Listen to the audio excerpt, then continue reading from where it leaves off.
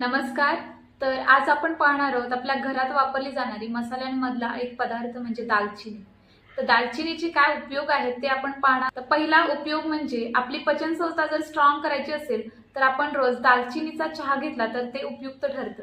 कारण दालचिनीमध्ये जे घटक असतात ते आपली पचनसंस्था स्ट्रॉंग करण्यासाठी तसेच आपल्या पचनसंस्थेमध्ये जे बॅड बॅक्टेरिया असतात त्यांना नाश करण्याचं काम दालचिनी करत असते.